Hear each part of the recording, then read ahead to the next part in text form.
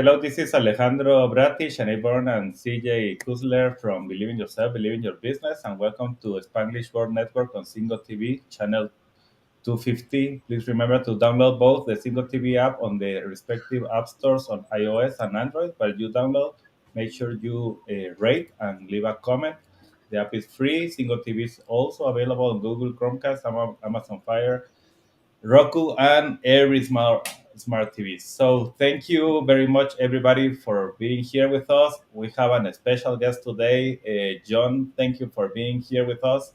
We are really honored to have you here with us today. So welcome. Well, thank you for having me. I'm happy to be here, excited to be here, and looking forward to our conversation. Yes, this conversation is, as you know, about believing yourself and believing your business. That is exactly what I see in your life and everything that you have been doing in different parts. But I really want to start with your life, who you were before you started to really believe in yourself, even some stories that you can say, like, okay, now you can understand who is John, because maybe I know that Christine and then the friends that I know you is like thinking like, yeah, John is amazing. John has been doing a lot of things, but maybe they don't know exactly all the things that you went through to become the person that you are right now. Okay, are you sure? Are you sure you want to hear this? I really want to Yeah, hear we do. this. Your whole audience might leave after they find out who's on here today. But no, look, I don't have all the things that society says you're supposed to have to be successful. I don't have a high school diploma. Of course, I don't have a college degree, but I was off track really bad as a young person. When I was 15 years old, it was my first felony arrest. I found myself locked up in a juvenile detention facility up until almost 17 years old, when I was released. And something that we now know today, or we call the crack epidemic, had hit our neighborhood pretty hard. I wanted to be a capitalist. I wanted to be, a businessman, and I attempted to go that route, because in the neighborhood I grew up in, there were two types of people. There was a capitalist and there was a consumer. And when I was released from the juvenile detention facility, I thought the way for me to go would to be, I attempted to sell drugs, is the bottom line. And I didn't get the memo. Don't get high on your own supply. Yeah. Funny now, not funny then. By 17 years old, I had a heart attack from smoking crack cocaine. There were some circumstances around that I found myself locked up again. But there was a difference now, because I was locked up in a facility and I was participating in a drug rehabilitation program. And there was a guy in there, a guy by the name of Dave. Dave was a former outlaw motorcycle gang member who had turned his life around and now was helping, young people get their life together. And Dave was the first guy who held the mirror up to my face. And he said, listen, man, you're in here because you made an appointment to be here. You can blame the police, you can blame your parents, you can blame everything else, but at the bottom line, it's your fault. And I didn't buy into that right away, but Dave was the first guy that didn't talk at me. Dave was someone who demanded respect, and I listened to him. And look, I finally got released from that facility. I was clean for a while, but I found myself going back to the very thing that almost killed me. 9 months later, I'm back on the. My friends had a way of saying, "Look, you don't have to smoke cocaine. There's other ways to do cocaine. You can snort it." And of course, I'm in that mix again. I'm right back to where I was. 24 years old was my last felony arrest, and I was sitting on the bullpen floor of the Milwaukee County Jail. And I was contemplating my life. I knew I was in a bad place in my life, but this time I've got kids. I have a daughter. I have a 2-year-old daughter. And two things happened. It was July 4th, 1993. I was sitting on the bullpen floor in Milwaukee County Jail, criminals all around me. It was not it wasn't a nice place to be. Mm-hmm. And it was a holiday weekend in the United States. So I knew I wasn't going to see a courtroom for about 3 or 4 days. But sitting on that floor is when I made a decision. I said, yes, I was a drug addict. Yes, I was a gang member. Yes, I was a criminal. Yes, I was all these things that they said I was. But you know how you ever drink too much and over the toilet you pray to God, like, if you let me out of this, I'll never drink again. That was kind of me locked up in that facility, waiting to go to court, just praying, just let me out. But two things kept replaying through my mind. Dave said something to me in the rehabilitation center when I was 17. And I didn't know where it came from at the time. I know today, but he said, a good man leaves an inheritance for his children's children, which I now have. Well, I got a lot of tattoos, but it's one of the things that's tattooed on my body. And the other thing was, when I was being arrested and let out of my home, I caught my 2-year-old daughter's eye. Couldn't have been more than a couple of seconds, but it seemed like a lot longer. So sitting on that floor for 4 days, waiting to go to court, all I could see was her crying and screaming her face. And what Dave kept saying, a good man leaves inheritance for his children's children. Here I am, supposed to be a grown man. Mm-hmm. I can't even take care of the one kid I have. And I was a disaster. And I made a decision in the Milwaukee County Jail that, yes, I was all those things, all those adjectives, negative adjectives they used to describe me. That's who I was, but that's not who I would be. Mm-hmm. And from that day, I never got arrested again. I set my life on a path, because Dave planted a seed for entrepreneurship, because I didn't know how I was going to get out of my neighborhood. He said, listen, entrepreneurship, because they're not going to hire you. You're not going to get the job because of your background, your lack of education. Your doors are going to keep getting slammed in your face.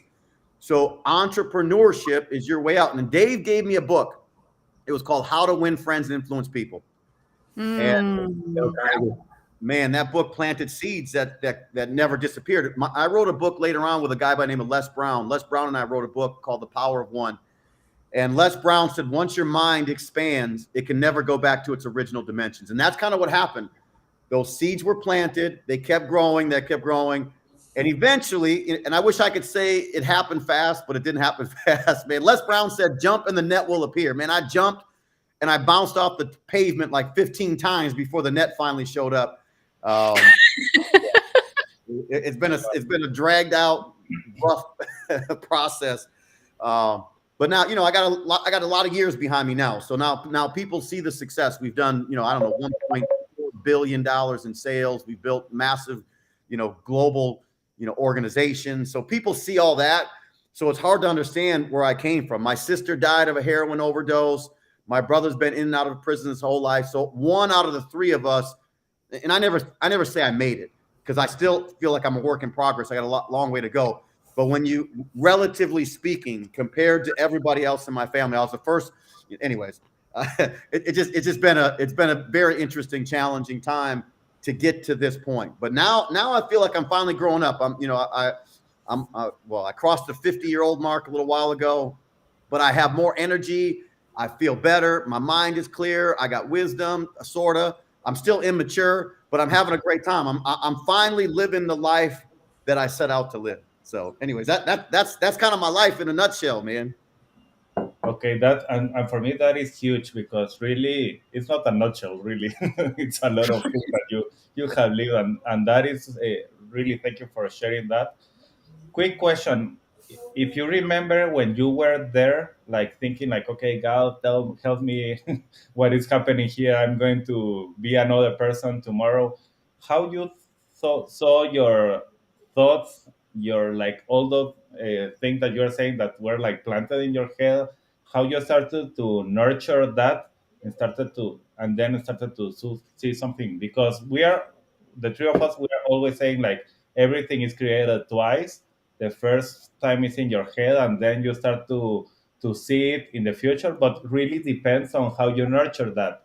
If you are nurturing that with bad thinking or negative thinking, and yeah, that is a good idea, but I never will do it because I have been in jail so many times that I'm not going to succeed. So how was that process to move from this seal that is great, because that was the one that helped you to be the person that you are right now, but to be like nurturing with good thoughts instead of all the things that happen to you? Man, Alejandro, let me tell you, that is by far has been the most difficult challenge in my life. Because I don't know, you guys can probably relate to this, but I'm very prone to negative thinking. Like something will go in here and I'll start replaying it. Like I know I shouldn't be focusing on that, but I won't even think about it for a second, and all of a sudden I realize I just made it bigger. I'll get, some anxiety around it. I'm even prone to depression, and I realize it's from this. And I'll tell you what happened to me. I went to an event, and it was at the encouragement of a friend of mine, and it was about cognitive psychology. And it was interesting in that room. This guy talked about, and I never heard of the guy before. He's not a big name. He just happened to he was a psychologist, had some good information. But Tony Alessandra was his name. And Tony, and I think he went on to be like a big name, but at that time he was just coming up. But Tony said something that I'll never forget. And I use this on a regular basis. He said that the mind can only hold on to one thought at a time. We think we got all this stuff happening at one time, but it's just a lot of different thoughts happening, very, very fast. In cognitive psychology, they're saying it's probably 50,000 to 75,000 thoughts that we're going through every single day. Now, the challenge with me is most of my thoughts were junk. It was like me eating a junk food diet, 24 hours a day, 7 days. I was just replaying all kinds of negativity and my teacher said I wasn't anything. My parents said I was nothing. I'm telling myself I'm no good. I can't do this. But here's what's interesting, what Tony Alessandro said. He said, if that's the case, if we have 50, 75,000 thoughts, we're really just replaying a lot of the same stuff over and over and over and over. We're thinking about our kids, whatever the stuff's going on. But he said he had us do this. He had us focus in. He made everybody in the room close their eyes. And he said, I want everybody to get in their mind's eye the picture of a big white elephant.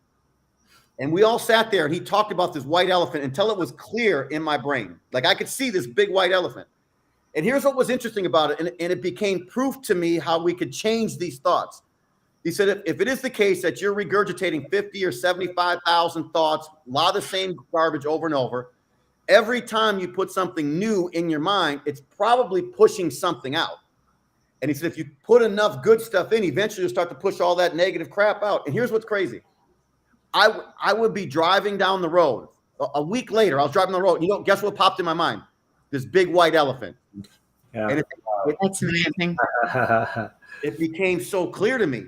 If I start seeking out like shows like this, stuff that you guys are doing to teach how to get the mind right, go get another book, go hang out with the right people that are saying the right stuff.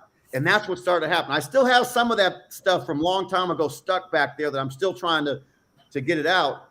But I've been so intentional on pushing out all that negativity by putting in new stuff, new information, new ideas, new concepts. And really that's been I don't have a claim to fame really, other than every day I'm intentional about who I hang out with, because it's always like, what do they have? What do my friends have me? Because my friends back then, we were doing drugs and stuff. That's just what we did, committing crimes and doing drugs. That's what we did. It didn't seem like because that's what we did. Until later on, you realize you can get in other groups that don't do that. You can push all that crap out of your life and you can make the changes. You can become better, but you got to move from a new association. You got to get new information. I don't mean it. Sometimes I get excited. You guys just. No, I love it. I really love He's it. get excited. Yeah, we love it. Yeah, absolutely. This stuff is made this because people get so caught up, and I was so caught up on money, and I was like, I need to make money. I need to make money. But I realized that the results that I was getting, which was a lack of money, which was a lack of everything positive in my life, it wasn't. I could look back, and people would say, you need an attitude adjustment. You got to do all it. And when I go back, I realized I had to go far enough back to realize my problem with my attitude, my problem with my behavior, my action, all of it came from my thinking. So you could send me to jail. But if we don't work on my thinking in jail, I'm just going to come out and be the same. Or unfortunately, you become a better criminal. Jails don't make you better. They make you a better criminal. You know what I mean? Because they are the people that is around you again. Exactly right. So and John, you say when you need to get all the crap out of your head and fill it in with more positive thoughts and positive thinking, like where do you go and get that inspiration? Is it through God that you get the inspiration, through masterminds, coaching, your friends? How do you seek that out? Wow. Well, probably everything you just said is a little bit, for me, religion was an interesting concept because people that were religious around me, they would say things like I'm going to hell. They don't even know me, but they made it not palatable. Right. They made it so I didn't even want to be around them. So I understood Yeah. what they were trying to do, but their delivery of their Was wrong. faith, it was wrong. It made me not want it even more Rebel. until somebody came in my life and said, "You're going to heaven." And I was like, "Bro, what do you know that these idiots don't know? You and I should hang out." We can communicate. Yeah, because he delivered it in an interesting way that got me to open up some books, some spiritual, some different things. I started to study the Bible. I studied the Quran, the Torah. I started to study that information because there was someone who came in my life finally and delivered it differently. So that's been a big part of my life. And then, of course, books. The beauty of it is, on any topic you can think of, somebody already went through the challenges and took the time and they wrote a book and they put it in a book, and for like $20, I can go get this book and get that same information that they had. Or now it's even better because you got shows like this. This stuff you couldn't get. You're in South Africa, Mexico. We're all over the world. Yes, we are. And we didn't have this 10 years ago. You know what I'm saying? It's like Yeah. our ability to do this and interrupt people's thought processes or help them change it. That's why I love podcasts. I love these type of shows. I wish we had this back then because I'd have to go to like the library because I didn't have money for books. So I'd have to go to, remember the library? People used to actually go to the library. Who knows what is that right now, right? Yeah. And what's crazy, it's funny, Alejandro, is back when I would go to the library, my mentor, Jim Rohn, he would talk about less than 3% of Americans have a library card back then. So it told me, it was almost like people weren't even trying. And he kept saying, it's not hard to compete when people are not even trying. He said, if you just do what most people are unwilling to do, you will one day have what most people could never have. And just the idea of me showing up and going to the library back then, before we had YouTube and all this stuff, I was actually getting books and have to bring them back and go through this whole process. But now, man, there's no excuse now. There's no excuse because. Quick question, John, because for me, your story is amazing because there is so many things that we can take out of there and how you started to improve. But one thing that for me is key, at least right now in my life, it's about healing. Because you are talking about all these parts that maybe you were like, even you had like a lot of labels of, okay, you are this, you are this, you are this, and that's why you started to do all the things that you were doing. You were believing that you were that person. At the end, that's why you were like taking drugs or that, because that's who you believe you were. So how was that process of healing and changing all those levels to a new one, Man, you hit on some interesting stuff. When you say healing, it really it hits my heart because when you lose a sister to drugs, and when you have a brother, my brother's 2 years younger than me, but if you've seen him, he looks like he's 20 years old and maybe 30 years older than me. He's had such a hard life, and he has not healed from things that we went through together as kids. And even him and our relationship, my mom left us when we were very young. I've tried to make amends with that relationship, but she for whatever reason chooses not to. So there's some things that even me, I feel like I haven't healed from, because sometimes you have to have someone that's also like, if there's been hurt and there's other people involved, sometimes those people have to be involved. At some point, you have to forgive yourself and say, okay, I can't fix it, and maybe I'm never going to be completely healed, but maybe I can use this as my reason to do better instead of how I used to use it as my excuse to do worse. Does that make sense? Yeah. So yeah. In my experience, exactly what you are saying, I believe that we can be healed completely. But once again, it's exactly what you were saying before. If you're intentional on that, and if you are like, okay, you're putting the intention and attention on that, of course, if what's something because of your mom, sometimes in my case, for example, I had that problem. Like, I was feeling like I was alone with my father, even when he was always there, but he was not really there for me in a lot of times of my life. So in my case, I was like, what was happening and asking God what was happening until I realized the reason he was doing and acting like that was because he was hurt by his father. So there was a lot of healing with that, because for me it was like, wow, now I understand why he was behaving like that. So, and really another thing that I see, and I am seeing that in my life right now, is when I start to even heal things that I think that is not really important, they help me to be more abundant, start to connect better. So that's what I see in you. Like, you have healed a lot of things even when you don't know it. And that's why you start to do a lot of things. But imagine if you start to work even in the area that you are saying, like, maybe I am not healed.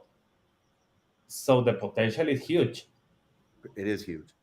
It is. And you know what happens sometimes, I believe, is some of those past traumas or whatever difficult things that we went through, sometimes it's easier to just avoid it.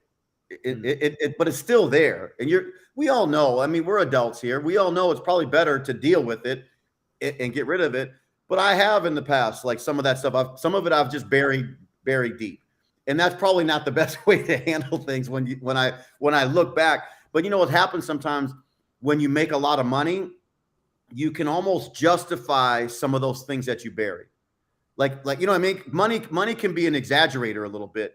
And my point to this is sometimes I would say to myself, well, look at how successful I am compared to, so I would allow some of these things to just stay there because look, I must be okay because I'm making all this money. And now that I'm mature enough to actually recognize that, I've been finding myself going back to some of the things that I know are still rooted in there. You know what I mean? So I'm finally getting to that. That's why I say, like, I'm still immature in a lot of ways, even though I'm my age, I still have a lot of immaturity in me, but we all have to learn, and we all have our process, and we all have to go through this stuff. But I really had a lot of things when I think about it now, I had a lot of things that I had to overcome. And, it can be tiring. It can be, and when you got to face some of the things that you did to yourself, like some of the healing that I need is because of excuse my language, some of the crap that I caused on myself. And sometimes you don't want to deal with the things you did to yourself because it's easier for me to say, CJ, it's your fault. And I can just hold the grudge forever and go on with my life. And, that's usually not the best thing. By the way, CJ, I see your drums in the background. I'm a drummer too, man. So Sweet, man. I love it. That's awesome. Yeah. I haven't played in a lot. I keep threatening my wife I'm going to get a drum set in the house and drive everybody insane here soon. So I haven't played in over a decade. Start to do it, my friend. That is something that is going to kill you also. What a great stress relief that is too. Banging away on those drums. Oh yeah. I need to do it more. I'm working on actually 4 songs. We're in the middle of recording right now, and playing more guitar right now than drums. But yeah, it's a great stress relief. Man, to get that energy going. Yeah, you just inspired me to start moving on that. Sweet, man. That's awesome. Appreciate you. So, it is crazy, man. We got 4 different countries rolling here at the same time. I love this stuff. Yeah. So you mentioned about like releasing some things, and there's some things you still kind of packed away because you've achieved a measure of success. I'm wondering if you could unpack maybe one of the things that you've worked through, like whether it be like emotional or it's trauma or anything that kind of comes to your mind or heart that really helped you get some momentum towards that success. And maybe if you unpack on the other side of it, releasing some of the pitfalls that once you have the trappings of success, I don't want to call it trappings because it's amazing, but how that can keep you from, unpacking the rest. So any thoughts you have around either of those would be amazing. Yeah, I think the big one, the massive one that had infected our family for a long time, it was drugs. Drugs were definitely an issue in our house, and it's a big issue. And for me, working through that and getting to a point where drugs were no longer a problem in my life. Drugs were no longer a part of my life. It was amazing.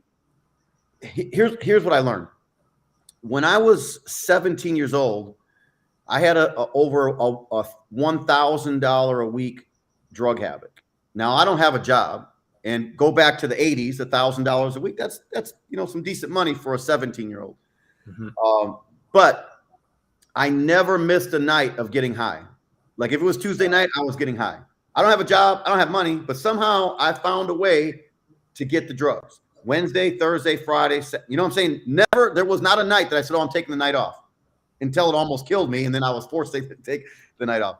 But my point to this is that when I finally caught on that if I could take that same persistent pursuit that I had of drugs and I applied it to other areas of my life, I was going to get those things. So when I hear people making excuses why they can't be financially free, why they can't have better relationships, I realize if I didn't have that drug problem, I might have just been kind of status quo. I might have just kind of went through life like a lot of people do, kind of just quiet desperation, believing that I didn't have the ability. But it was very clear to me that I had the ability to get things that I want. My mind could create what I needed it to create to get the thing that I really believed I needed. And so I tell people all the time, I simply, when it came to business, I really traded one addiction for a new addiction. I really did. I had the same relentless pursuit in business, which turned out to be much better for my health, my life, and everything else, that I did, for drugs. So that was like the major cloud over my head. And when you're dealing with something that big and you finally kind of get over that to a point, there was a lot of smaller things that I started to deal with. As a matter of fact, it was interesting because some of those smaller things I was able to deal with because money helped smooth some of those things out. In other words, I had legal issues. I had relationship issues. And some of that really were solved because I solved one major issue, and it was a domino effect with a lot of other ones. But then there's some things I just, even to this day, I obviously I still, it's weird I'm even talking about this with you guys because I don't really know you that well. Okay. Amazing. I had, I got issues. Thank you for sharing. Yeah, I have issues with my mom that I just sort of, kind of, it's just there. And in a lot of ways, it's something that probably should be I'm gonna have to deal with it at some point. And now you guys got a tear in my eye. I'm gonna have to deal with it, tomorrow probably. But anyways. Oh, but that's again, I think that once again we are planting a seed in your head again. It's you are going to a next level in your life, and what is that next level? Really, you need to start to unpack something that you have in your life. So this is huge, John. Really, and really thank you for being like that open. Like that is amazing. It's a funny thing. Yeah, it's a funny thing about what I learned as a drug addict. Drug addicts don't tell the truth. And it was very clear to me, and it was pointed out to me again by Dave. Dave was constantly saying, you're not being truthful in a lot of, even if you're not saying anything, you're not being truthful to yourself. You're not being true. You can't be trusted. And that really stuck with me later on. And that's why even in the company I run, I'm known for my transparency. Like you're going to get the truth from me no matter what. Even like there's a lot of things that we mess up in the company, and I'm first to say, I messed up, and let me tell you what I did, and let me tell you what I'm going to do now to fix it. And that really comes from back then when I would have never did that. Like I would have messed something up, but I would have blamed you, Alejandro. It would have been your fault. And Shanei, I would have blamed you. And everybody on this thing would have been your fault. I would have took no responsibility for it. And then I learned through great mentors and coaches and trainers that basically I had mentors that said, take responsibility for everything. If it's in your sphere, you'll continue to grow. And the people around, and matter of fact, you'll attract better people. You'll get people that all understand and they'll want to be in business with you. And so it really, all of these things, when you look back, the curse was I had a drug problem. The curse was I was in this environment, but it was also turned out to be the blessing, which is, when you're going through it, you don't see it in any way. I couldn't see any of the positive. I'm just a loser. People like me don't, we don't live in the big houses on the hill. We don't, get favor. But you really do. But you got to go through that process. And that's the hard part, man. It's getting through those early times. When I my first year as a full-time entrepreneur, I only made $4,000 for the whole year. So nobody was like, "Oh, John is great and he's going to save the world." I was the laughing stock. I was the embarrassment. In my family talk crazy, everybody around me talk crazy, but I was determined, and and I knew it was the only way. I was a janitor for a long time at General Electric, and I hated it. It's not. So I knew entrepreneurship. I was like, I'm going to get to the top of this mountain, or you'll find me dead on the side trying to get there. There was nothing in between for me. Nice. How did you stay persistent? How did you just push through? Well, part of it was I caught on very early on to have a plan, set some goals and then have a plan, and then wake up every morning on fire for that plan. And I wish I could say that. There were some days, man, it was hard to get out of bed. Some nights I'm sucking my thumb in the fetal position, wanting to quit. Here was a big difference. I quit so many times in my head. But I had a mentor said, "You're going to quit," but he said, "Never do it publicly." He says, "Once you make the announcement you quit, now you got a problem." And because I see a lot of people around me, they kind of make the announcement, you kind of know that they gave up, they're done. And it's hard to go back from that. But if I never told you, if you're my friend and I never told you I quit, but I went to bed last night quitting in my own head, I would sometimes wake up the next morning and say, "You know what? I'm going to keep going. I can fix this." So I think that's part of it. And then again, having the right associations. I really got to a point where I would seek out the right people. I had to have the right circle. Right. Because if you kind of got wind, if you're my friend, am I saying, is it Shanei? Yes, Shanei. So Shanei, if you're my friend, you kind of know me and you kind of know when my energy is off or when something's off. And I had friends like that would say, "Man, I know you're going through it, but you got to grow through it. You got to keep going." Like, people, you hear the cliches. If you're going through hell, keep going. Don't stop. Yeah. Don't stay there.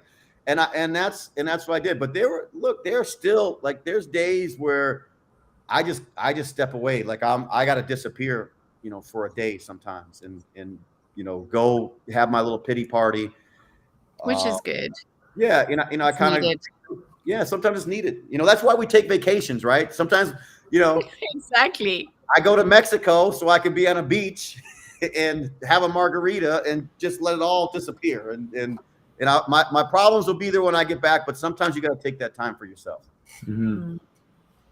Well done. And I'm curious about the smaller problems. You've ignored certain smaller problems, and how has that restricted you in business? Yeah. Well, of course it has. Whenever you sweep something under the rug, eventually you're going to trip on that rug, and so, there were a lot of smaller things that I ignored that I've gone, and a lot of that stuff I've gone back to and have dealt with, and I got to this point where I knew I was really good at a couple of things. So I focused all of my energy there. And part of that is from one of my good friends and mentors, John Maxwell, on leadership. He always say, focus on your strengths. And there's a lot to be said for that. And there's a lot of truth to that. But when you have baggage, so it's one thing to focus on those strengths, but when you have stuff that's sitting there that you're not dealing with, that's where my problems came, because some of that stuff would pop up later on, in life. And I won't go too deep into it, but even things like, I'm not very organized. I'm not an organized person. And when you're the CEO of a company, you gotta pay attention to some of that stuff. So what ended up happening is I got really good at getting people around me that were strong where I was, and I still say that's the best way to do it. But there were some things that I had to work on, because I had to be able to bring people into my world and say, here's where we're going, here's how we're getting there. And I had to have some direction for them to jump on the train, because there are some people I bring into my world and I would expect them to fix some challenges, but I didn't even clearly define what the challenges were. I have the same problem. Oh, good. So thank God I'm not alone in this thing. I'm there with you. It's funny, what they say is acknowledging you have a problem somewhere is the first step in solving that problem. Yeah. And I got really good at acting as if I had no problems at one point. And what's interesting is I end up with a lot more problems.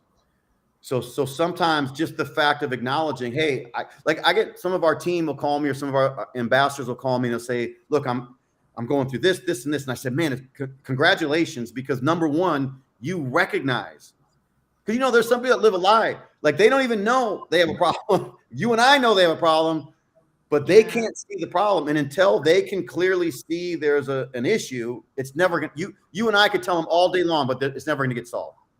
And that was me. And again, I had good people around me that said, John, I don't know if you know this, but you got an issue over here. And I'd have to go evaluate at that and be truthful and say, yeah, that's an issue that I created, and now I've got to fix it. So anyway, I guess there's so many different areas we could take this down, so many different directions we could go with this stuff. And just to close exactly what you are saying, and I'm going to use your same words, but it's acknowledge, take responsibility with that, and then put the intention to fix it. You know, when you are doing those three things, that it is exactly what you have been saying during the whole program today, you are going to fix it. So that is huge, John, and thank you for that. You're welcome. Well, and if you don't, you know what happens? And this is what happened to me.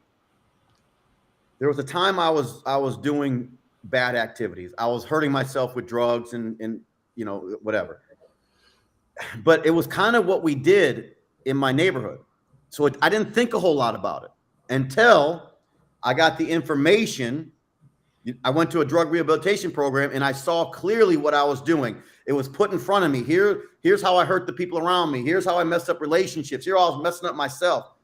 Now, when later on I went back, remember I said 9 months later, I went back and I was doing drugs. I was doing it differently, but I was doing it again. But here was the difference. It was weighing on me psychologically like it never did before. Like before I would do drugs, I didn't think much about it. Now I would do it and I'm thinking, man, what is wrong with me? I was now beating myself up more than ever before because I had the information.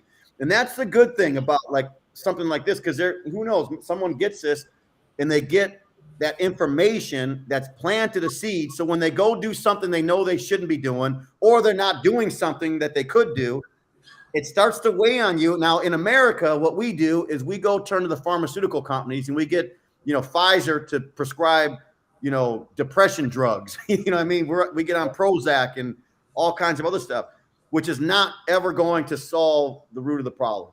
It's what you acknowledge it, and then you work through that process. So it's very interesting. When I really start to think about this, you guys have drawn out a lot of things that, you know, I haven't even thought about in years. I've been moving pretty fast. And quick question, John, just to move from the part that right now that you are talking about to the business that you have been doing, how like all this belief that you started to work in yourself and started to create the business that you have right now and the business that you are doing even in health, because it's in health and trying to improve health in people. Well, yeah, for me, it just made a lot of sense to be in a business around health and wellness, because I'm a person of integrity. I'm a person who I can't sell you something that I don't believe in. I can't sell you something. And I know a lot of people can do that. And at one point I could have done that, but today it's not a possibility. And just the fact that I'm in health and wellness, it really focuses me and forces me to be healthy. It focuses my energy on health and wellness. Like I do this, you know, fit at 50 thing. Like for me, you know, I got a routine that I hang with the 20-year-olds. You know, my wife is 28 years old, so I have to hang with her on a regular basis. But you know, not only I want to live a high quality, high caliber life, and I believe that health and wellness is the best way to do that. Get your energy right. Watch what you eat. And, you know, you don't have to be a fanatic about it. It's just sometimes go for a walk. Like if I'm feeling down, sometimes me just going for a walk changes everything. You know, instead of me, what I used to do is I go in the room, turn off the light, and suck my thumb. You know, like it just wallow in my depression. You know, so I now have a supplement company, and we're delivering the thing, because I had a when I was 40 years old, over a decade ago, I had a major health scare on top of everything else. I end up with this major health scare. I go to traditional doctors. Next thing you know, I'm on all these pharmaceutical drugs that made me miserable. I couldn't go outside. My skin was all jacked up. My energy was even worse. I'm like, this is not helping. I go and see a naturopath, someone who is like, they believe in fruits and vegetables. Imagine that. And they turn me on to supplements. They turn me on to some herbs. They for this particular situation tells me to eat watermelon, pumpkin seeds, and saw palmetto in pretty big quantities. And I'm telling you, within 30 days, my life was completely different. The doctors couldn't do anything for months and months and months. I go to natural sources and someone who had that kind of information to change everything. So I was a believer from that point on. And so I said, if that'll work for me, I bet it would work for other people. So we started to, play around there. And when you believe in something enough, people feel that energy, because we've all been bamboozled. We've all been taken advantage of. We've all been treated unfairly and taken advantage of. And now I think all of us are kind of become, I bet if I ask any one of you, you kind of feel people's energy today, don't you? You kind of know. Yeah. We know, because I think it's like a sixth sense that we've had to evolve, because we can't even check our emails without somebody trying to steal money from us, right? You can't click on certain links. So we're almost like so in tune to being taken advantage of that. For me, I'm so big on people's energy. Like I can feel like, I'm like, oh, there's something off about this dude. and I got to watch myself. And the reason why I bring it up is because like everything I do now is about creating an environment that's conducive to growth, that's positive. So for me, there is no success without successors. If I don't have a whole bunch of people around, like I can go make millions of dollars, but if I don't have people around me making millions of dollars, I feel like I failed. So that's, I'm constantly trying to figure out. My wife is always like, man, you want it more for them than they want it for themselves. And that is true a lot of the time. And it can be disappointing, but it's never going to change how I am. I want you to have it. I want you to have good health. I want you to have money. I want you to have experience life in a whole new way. And we created a company that's about transforming minds, bodies, and bank accounts. And and I live, eat, and breathe this stuff every single day. So again, don't get me started, man. I got my snap pack right here. This is my company. And it's liquid nutrition. Oh, you got yes. And just take that thing just like this. I just got my anti-aging and immune boosting in one snap pack. So wow. Yeah. So it's cool, it's relevant, and it has an impact. It can have a big impact on people's lives. Yeah. And I even got to promote it on this show. I wasn't even expecting. Oh, that's amazing. We love it. Cool. How did you find this company? Was it just through the journey that you went through with just becoming more healthy and feeling better within that 1 month? But how did you find all the products, or was it products that was already there? Did you guys develop it? How did that happen? Yeah, we developed all of it from scratch. It was me. I was consulting with some companies. I had sold another company a while back, and I was kind of living from that company. I'd sold it, had a big exit, and I was living kind of a do whatever I want type of life. But I was consulting with some other big companies, nutrition companies.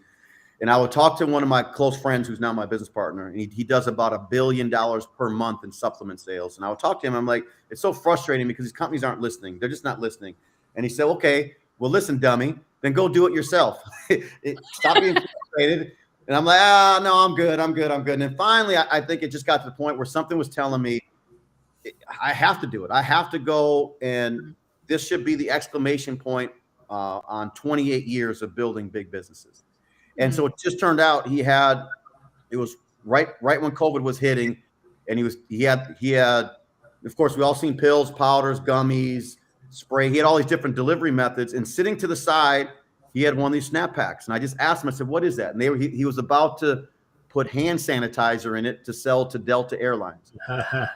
And I said, can you put liquid nutrition in there? And he said, that's what it was originally for. But COVID kind of changed the game. I said, I just found our delivery system, because I already knew liquid was going to be more absorbable than pills or powders. I could do it without fillers and all extra crap. And then I already knew two of the categories, because I know what the number one biggest category in supplementation is. So I knew we had to delve there. But then sleep was another big one for me, because I know a lot of people that are unhealthy because they're not getting sleep, and your body rejuvenates when you sleep. And if you're not getting good sleep, you're probably on a continuous cycle of coffee, energy drinks, who knows what else people are doing. So anyway, so we went into formulation. It took us almost a year just in formulating we only have 4 products, but those 4 products we knew had to be best in class in those areas. So we took almost a year in formulating them. We put them in snap packs, and now I can't keep them in stock. My biggest stress was right before this is we're running out of product every time I turn around. The demand for our product is bigger than my ability right now, or my expectations weren't as high. And so now I'm playing catch up in our manufacturing process. Wow. And sorry, Alejandro, how can other people from around the world get hold of your product? Do we order it online? Yeah. So what's happening is right now we're in the U.S., Canada. We're moving into Mexico next. So when it comes to supplements, there's licensing and there's a process to you just can't say I'm going into South Africa tomorrow and then I'm in, which I would like to. But there's a process. So we've gone through that process in the U.S., Canada. We're heading into that process for Mexico because of COVID. I'm an international growth guy. I'm a global guy. Like Asia's been my biggest markets. I lived in Australia for a while, so I think on an international basis. But COVID slowed all that down. It became very, very challenging. We saw you already have enough red tape to go through when you open up a country, but then when you put COVID on top of it, but now you're starting to see all that coming down a little bit. You're seeing it around the world. Things are loosening up. So we're looking, but Mexico will be next for us. By the way, I'm a permanente residente of Mexico. I got my Mexican green card. I'm more Mexican than a lot of my friends that live in the U.S. So I'm looking forward to coming into Mexico again to build our company. We're already in Canada, and Africa's on my list I've never been to Africa. I've been all over the world. In Africa, I've never been there, so I have. Please so invite welcome. me. All right, I'm coming. But yeah, we're gonna take this all over the world, but we're gonna do it the way it's supposed to be done. We're gonna do it in the right time. And John, I would like to ask you a question that maybe a lot of people ask themselves, and we didn't prepare for this, but because you are talking about integrity and being very honest, I would love to know, because I know that there is like 1 million of companies that are doing supplements. Yeah. And for example, talking with a friend last week or a couple of weeks ago, he is a scientist. He was telling, I test like all the supplements companies that are in, at least in Canada, because he was from Canada, and he was telling like 70 or 80% of them were like just gummies, like some candies for you, and you are thinking that you are taking the best pill for helping you, and it's just a candy that is not really helping you. How you are start to say like, no, this is not a candy, this is a real deal, you know? Well, man, Alejandro, you're hitting on my frustration, because think about this for a second.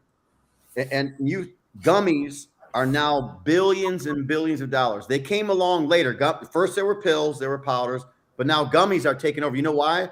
Because worldwide, we are addicted to fats, salts, and sugar. Yeah. America, we consume sugar we're killing our kids. Literally, we're killing ourselves, our kids.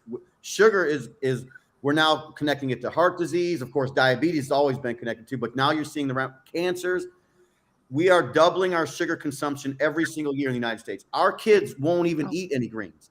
So what the nutrition companies, what they say, if you get a gummy, I just looked at children's nighttime melatonin gummies, 5 grams of sugar in a bag of mix.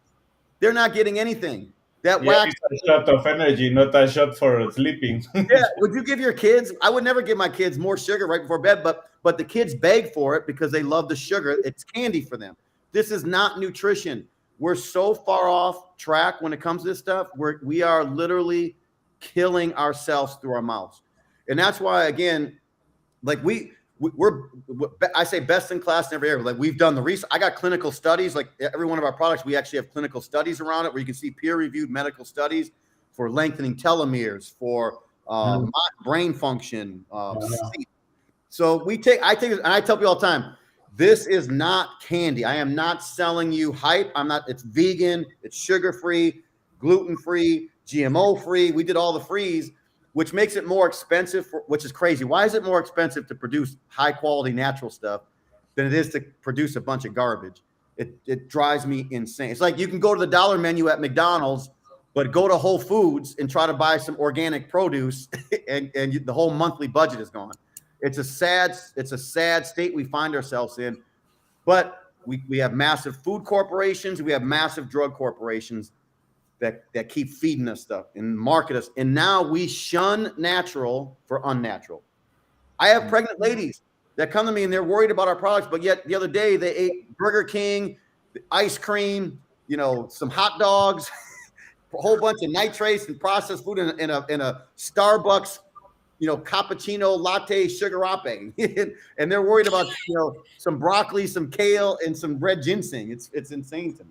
Anyways, don't get me started on this one. This is a major topic. No, but I believe that there is a lot of misunderstanding on that area, and that's why I was asking, because really people is thinking like, no, this is I just need to eat the right food, but sometimes you really need some supplements, but it has to be the right supplement, not whatever, Yeah. Well, think about it. Monsanto has figured out a way to grow crops on soil that has no nutrient value. So you think about it, if we've over farmed land, we've taken the nutrients out. An apple today, a regular apple, conventionally farmed, has far less nutrients than an apple 10 years ago. 50 years ago, that's a completely different topic. And that's what people don't get. So you could eat green grass all day and maybe not be getting the things that you at one time you did. You can become a cow at the end. Yes. Yeah, we're messing. We're really good at tampering with things. That's what we do as a species. We tamper with everything, and sometimes. And look, I think there's a place for all of it. So I'm not knocking. There's a place for drug companies. There's a place for, all this stuff. But no, there is some balance at the end. But of course, the idea is to share with people. Okay, this is a real deal because I see and I have failed in the past with other drugs or other things that I have taken. Yeah. So that was exactly the reason. And really, the idea for today was understanding who was John. You are the CEO of this company, OSNAP.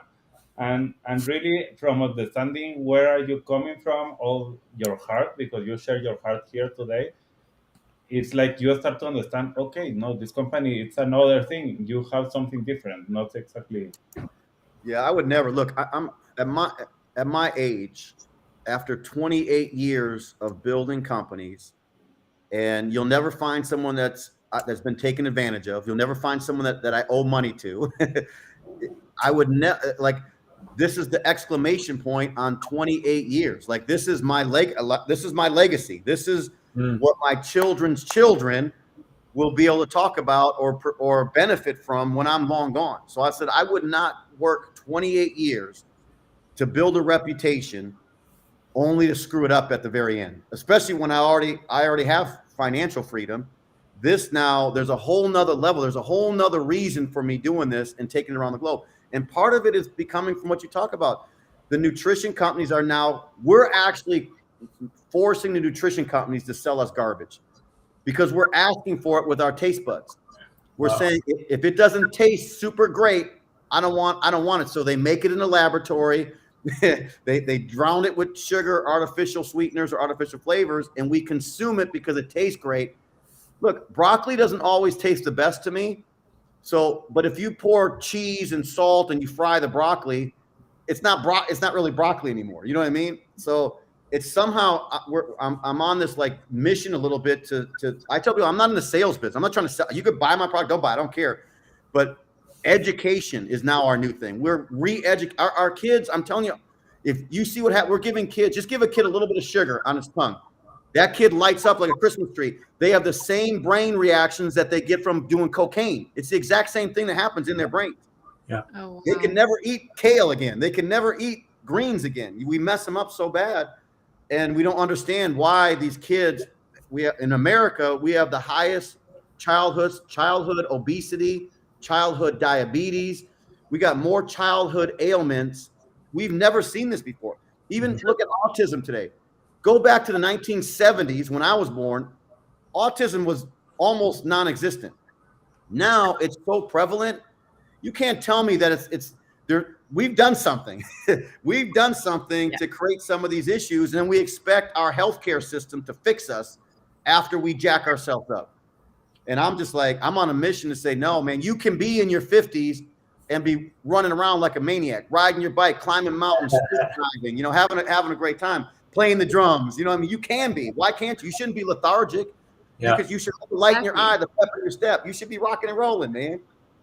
So John, what's the major driver you're finding what's the catalyst that you're finding is creating this shift that you're looking to leave this legacy?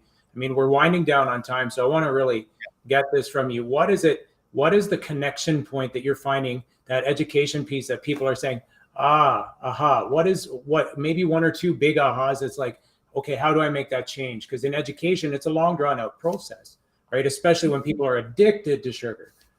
Man, CJ, let me tell you something. This is the challenge. People, we have been nudged off course for so long, for decades now.